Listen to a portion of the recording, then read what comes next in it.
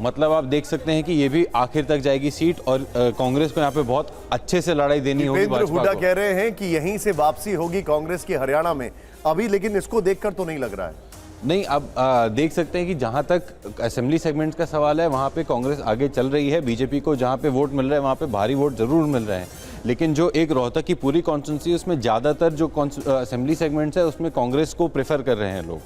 तो और जहां पे बीजेपी है वहां पे भी आप देख सकते हैं कि लाइट कलर चल रहा है, मतलब वहां पे ज़्यादा मार्जिन से आगे नहीं है भाजपा। अब देखिए, पूर्वी दिल्ली की अगर बात की जाए, ये बहुत इंटरेस्टिंग है। हम सब जानते हैं पूर्वी दिल्ली हमारे लिए क्यों इंटरेस्टिंग है। हमारे साथ कैंडिडेट्स भी आ चुके हैं, नए कैंडिडेट्स भी अनाउंस हो चुके हैं। जरा बताइए पूर्वी दिल्ली का क्या हाल है? जी 2 मिनट देंगे, हमारे सिस्टम में थोड़ा सा टाइम। शो कोई बात नहीं, पूर्वी दिल्ली की हम बात कर रहे हैं। ये देखिए अब जो सामने चीजें आ रही हैं, लेकिन पूर्वी दिल्ली में हमारे जितने भी दर्शक हैं मैं आपको बताना चाहूंगा, हमारे साथ मनोज जी यहां पर आ चुके हैं।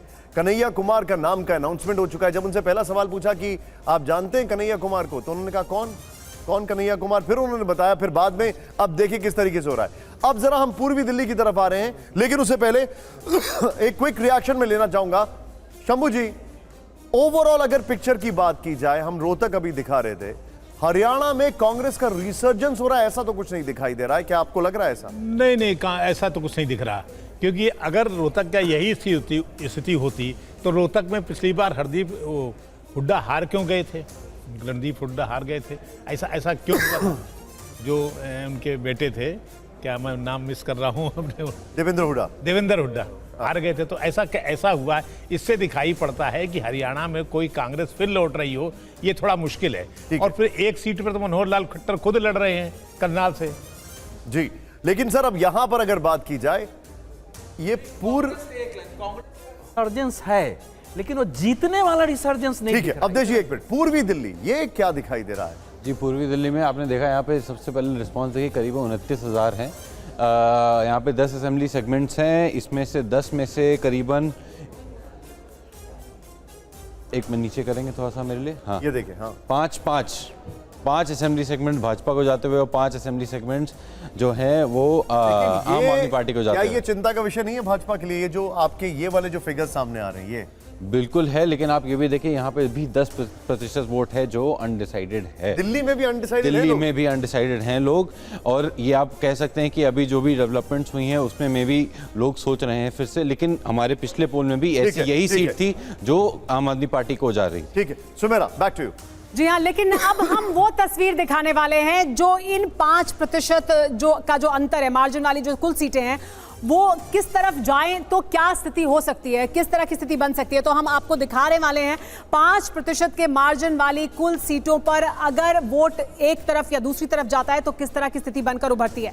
तो सबसे पहले तो हमारे ओपिनियन पोल का नतीजा हम आपको दिखाने वाले हैं। हमारा जो ओपिनियन पोल है उसका नतीजा दिखाता है ये कि एनडीए को 362 सीटें मिल रही हैं, इंडिया को 149 सीट मिल रही है और अन्य के खाते में 32। ये 5% से पहले का है, ये 5% से पहले का है, 5% के अंतर के साथ। लेकिन अब देखिए ये है स्थिति, अगर हम आगे चल रहे उम्मीदवारों का, यानी किसी भी पार्टी से जो उम्मीदवार आगे चल रहा है, यानी किसी भी पार्टी से, चाहे बीजेपी से जीत रहा है या इंडिया से जीत रहा है, अगर उसके वोट से हम 5% वोट को दूसरे स्थान वाले उम्मीदवार को मिल जाए, यानी ये यहां आ जाए जीतने वाले उम्मीदवार से, जो उसके पीछे सेकंड नंबर पर उम्मीदवार है उसके पास आता है, तो स्थिति क्या बनती है?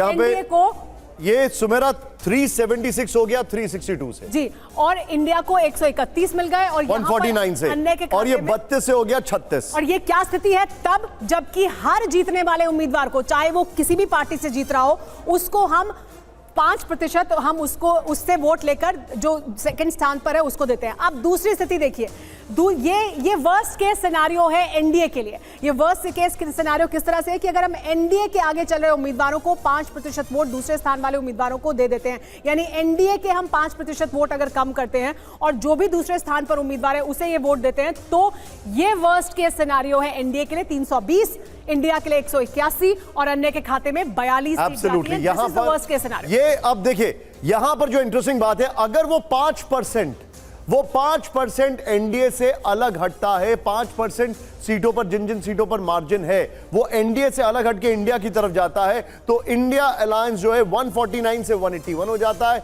ये 362 से 320 हो जाते हैं। स्टिल कंफर्ट जोन है इनका ये, और ये यहां पर टेक्टोनिक चेंज है। ये यहां पर 32 से 42 आ जाते हैं अदर्स की बात की जाए। नेक्स्ट ग्राफिक्स दिखाइए जरा लेकिन हमारे देखिए अगली स्थिति देखिए, ये अगली स्थिति है। अगर हम इंडिया में के जो उम्मीदवार हैं, यानी जो इंडिया गठबंधन के उम्मीदवार आगे चल रहे हैं, उन उम्मीदवारों का हम 5% वोट दूसरे स्थान वाले उम्मीदवारों को दे देते हैं। जहां पर इंडिया जीत रही है वहां पर उनके साथ जो दूसरे स्थान पर उम्मीदवार है उसे वो वोट देते हैं, 5% वोट उस तरफ स्विंग करता है। तो एनडीए के लिए ये अब की बेस्ट बार केस 400 सिनेरियो पार। है। 400 पार हो जाता है, 401, इंडिया 117 और अन्य के खाते में 25। तो संदीप जी बताइए। जी क्लैरिफिकेशन संदीप जी देंगे। जी बताइए। इसमें एक क्लैरिफिकेशन है, इसमें हम 5% वोट माइनस कर रहे हैं लेकिन किसी को दे नहीं रहे। जी जी जी तो पहले केस में विनर की 5% माइनस हुई थी सिर्फ, जी। किसी को इंक्रीज नहीं किया। सेकंड केस में एनडीए की वोट माइनस हुई है, थर्ड केस में इंडिया की वोट माइनस हुई है। सब तो यही जगह राइट वोट है। हमने माइनस किया है, अगर कम किया है, वो जो 5% का स्विंग है वो उसमें से हमने कम किया है हर जगह। हाँ जी, आप अगर आप इसको और क्लैरिफाई करना चाहें हमारे दर्शकों के लिए। और अगर क्लैरिफिकेशन की बात कर रहे हैं तो एक्चुअल टर्म्स में ये 2.5% माइनस हुआ है और 2.5% दूसरे को गया है, तो नेट शेल 5% माइनस हुआ है सिर्फ। जी, तो और इसमें जो हम बेस्ट केस सिनेरियो, जो वर्स्ट केस सिनेरियो देख रहे हैं इंडिया का, वो 320 है। वो भी अगर आप और बेहतर तरीके से हमारे दर्शकों को एक्सप्लेन करें कि वो जो आंकड़ा है वो किस तरह से आ रहा है 320 का, उसमें आप देखिए और बेस्ट केस सिनेरियो भी 401। जैसे संदीप ने हमें बताया कि हमने 5% वोट डिक्रीज किया। अगर आज के दिन एनडीए को वो वोट नहीं मिलता है, 5% लोग वोट करने नहीं जाते हैं एनडीए के वोटर, तब क्या रिस्पांस होता है? इसमें आप इसलिए भी हमने लिया था क्योंकि एंटी इनकम्बेंसी में ये देखा जाता है कि उनके जो वोटर हैं वो कम जाते हैं बाहर। अगर ऐसा सिनेरियो हुआ तो ये एक रिजल्ट आ सकता है। ये ऐसे हम, लेकिन मैं आप सभी को एक चीज बताने वाला हूं। ये ओपिनियन पोल हम अभी बस दिखाएंगे आपको, 5 बजे के बाद नहीं दिखा सकते हैं।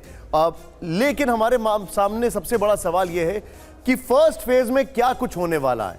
अब इनके चेहरे की मुस्कुराहट बता रही है कि फर्स्ट फेज में बहुत कुछ हो सकता है या नहीं हो सकता है।